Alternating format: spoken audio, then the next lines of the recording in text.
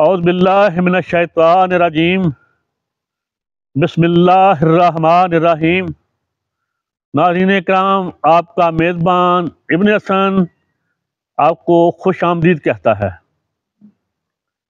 ناظرین کرام، آج کی ویڈیو کا عنوان ایک پنجابی شعر سے کروں گا، وہ آپ کی سماعتوں کی نظر کرتا ہوں۔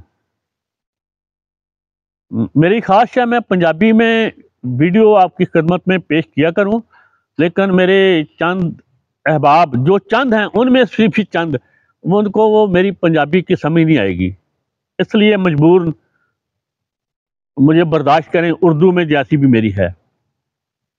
تو شعر سماعت فرمائیے۔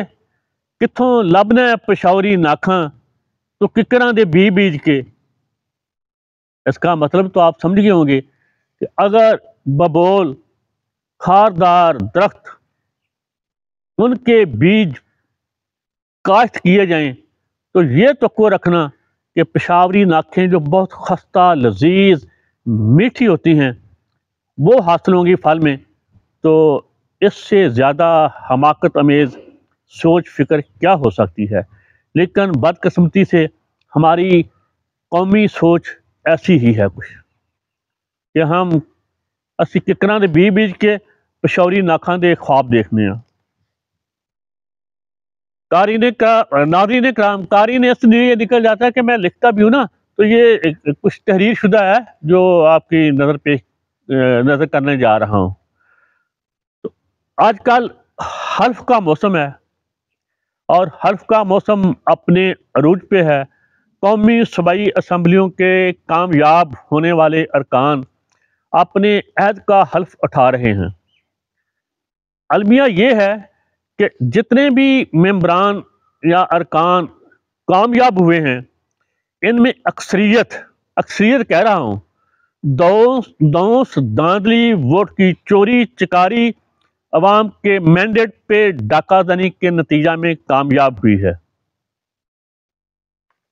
اسی لیے تو پاکستان کی تمام جماعتیں سوائے ایم کیو ایم، نون لیگ اور پیپل پارٹی کے باقی تمام کی تمام قومی، علاقائی اور قوم پرست جماعتیں وہ سب سراپا احتجاج بنی ہوئی ہیں ملک میں آج کل 8 فروری کے بعد سے۔ اس کے علاوہ بدقسمتی یا المیہ ملاحظہ فرمائیے کہ جس بھی مرکزی یا صوبائی اسمبلی کی عمارت میں حلف اٹھا رہے ہیں حلف اٹھانے والے کامیاب امیدوار، اسی عمارت میں بہت سی مختلف جگہوں پہ مقدس آیات تحریر ہیں۔ قومی اسمبلی کی پیشانی پہ تو اللہ ماشاءاللہ کلمہ طیبہ تحریر ہے۔ اس میں وہ میں قومی اسمبلی کی عمارت کی تصویر لگائی ہے، آپ خود دیکھ سکتے ہیں یا دیکھ چکے ہوں گے۔ ہماری اخلاقی، انسانی، مذہبی تنزلی کی انتہا ملاحظہ فرمائیے۔ یہ بات آگے بڑھانے سے پہلے قبل عرض کر دوں کہ ہر معاشرہ، ہر مذہب، ہر سول سوسائٹی، ہر قوم، ہر ریاست میں حلف سب سے مقدس ترین، معتبر ترین عمل ہوتا ہے۔ خواہ حلف کی زبان اور اس کے الفاظ کسی بھی زبان میں ہوں یا اس کے الفاظ کچھ بھی ہوں۔ شومۂ قسمت ہمارے جج، جرنیل، نوکرشاہی یعنی بیوروکریسی، یہ secretary, chief secretary, deputy secretary, commissioner, D C, A C وغیرہ، یا ڈی آئی جی، آئی جی، سی پی او، اس طرح کی جتنی بھی بلائیں ہیں، ان کی اکثریت اتنی گھٹیا، غلیظ، بدبودار، نکمی، بد عہد، بدکار اور بد کردار ہے کہ ان کے نزدیک حلف شکنی کی کوئی حیثیت، اہمیت ہی نہیں۔ حالانکہ میں عرض کر چکا ہوں کہ حلف شکنی ایسے ہی ہے جیسے ہم اپنے کلمہ پڑھنے سے مکر جائیں، کلمہ پڑھ کر۔ ہر مذہب میں، ہر معاشرے میں، ہر سوسائٹی میں حلف کی یہی حیثیت ہوتی ہے لیکن وہ تو زندہ قوموں میں ہوتی ہے، ہمارے ہاں تو ایسا نہیں ہو سکتا۔ اب دونس، داندلی، بدماشی، دولت کی طاقت، حکومت ریاست کی مدد سے بزور طاقت اور بدماشی کے زور پر منتخب ہونے والے افراد خوب جانتے ہیں کہ وہ ناجائز طور پر منتخب ہوئے ہیں، مگر وہ کمال ڈٹائی، بے ضمیری، بے غیرتی، بے حسی، بے حیائی کے ساتھ اپنا ضمیر ایمان چھوڑ کر اس عمارت میں جس میں مقدس آیات تحریر ہیں، یا جس کی پیشانی پہ کلمہ طیبہ تحریر ہے، اس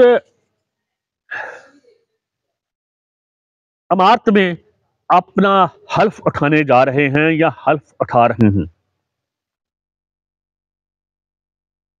بس یار، بے غیرتی ذلت کی بھی کوئی حد ہوتی ہے، مگر یہ درندے تمام مقدس متبرک ضمیر ایمان کی حد کب کی پار کر چکے، بلکہ یہ کام تو ان کے آباء و اجداد 100-150 سال سے کرتے چلے آ رہے ہیں، کچھ کے 85 سے کرتے چلے آ رہے ہیں، 80 کی دہائی سے، 80، 82، 84، 85 سے کرتے چلے آ رہے ہیں۔ تو لہذا ان کا ایمان، ضمیر، غیرت سے، حمیت سے کیا لینا دینا؟ فیصلہ آپ پہ چھوڑتا ہوں۔ جو قومی اسمبلی یا صوبائی اسمبلی کی معمولی نشست کے لیے تن، من، دن، ایمان، ضمیر، غیرت، عزت، آبرو قربان کر دے، کیا وہ قومی خزانے اور قومی مفادات کا تحفظ کر سکے گا؟ فیصلہ آپ پہ ہے، فیصلہ آپ نے کرنا ہے۔ کیا ان سے یہ امید کی جا سکتی ہے؟ کیا یہ سبھی وہی کارتوس نہیں جو پہلے چل چکے ہیں؟ کیا یہ وہی سبھی کھوٹے سکے نہیں جو پہلے آزمائے جا چکے ہیں؟ آخر میں چند ٹوٹے پھوٹے اشعار جو خود ابن حسن نے ترتیب دیے ہیں اپنے احساسات، جذبات کے تحت، وہ آپ کی خدمت میں پیش کرتا ہوں، قبول فرمائیے۔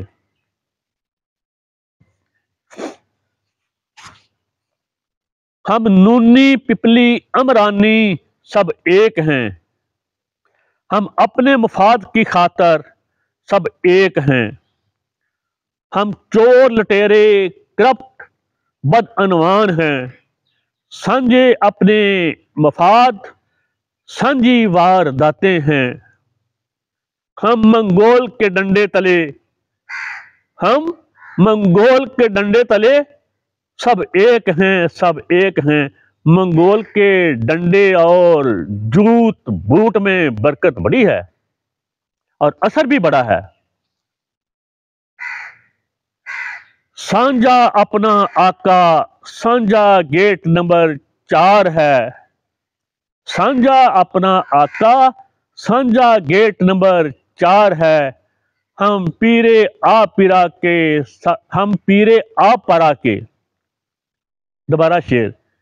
سانجا اپنا آقا، سانجا گیٹ نمبر 4 ہے، ہم پیرے آب پرا کے سب مرید ہیں۔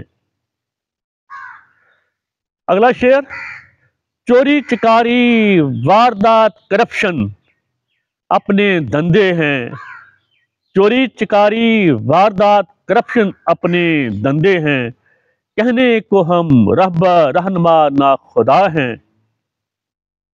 سانجا اپنا مفاد، سانجی وارداتیں ہیں، ہم سب ایک ہیں، ہم سب ایک ہیں، ہم نونی، ہم پپلی، ہم امرانی، ہم مذہبی، ہم سیکولر ہیں،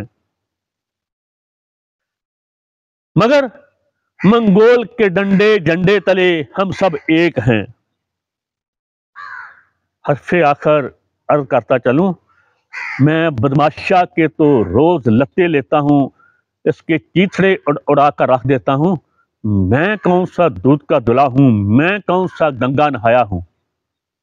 اگر میں یعنی ہم غلام 24 کروڑ باضمیر ہوتے، ایماندار ہوتے، دیانتدار ہوتے، اپنے فرض شناس ہوتے، ذمہ دار شہری ہوتے، تو رب العزت کی قسم ہے یہ بدماشیا کا ٹولہ، یہ یزیدی ٹولہ، یہ فرعونی ٹولہ، یہ نمرودی ٹولہ ہمیں ایک ماہ بھی غلام بنا کر نہیں رکھ سکتا تھا۔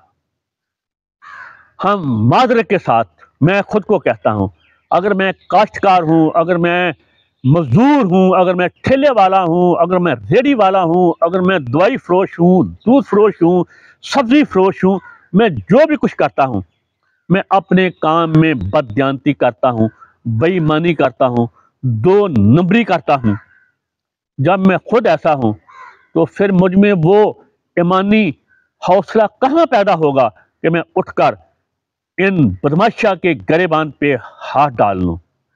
سب سے پہلے مجھے یعنی ہم غلاموں کو اپنی اصلاح کرنی ہوگی، مگر جیسی روح ویسے فرشتے، جیسا منہ ویسا تھپڑ، جیسی رایا ویسا حاکم۔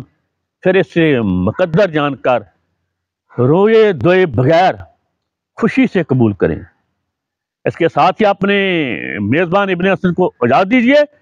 ایک بار پھر پاکستان زندہ باد، محب وطن عوام زندہ باد، بدماشا مردہ باد۔ اللہ حافظ۔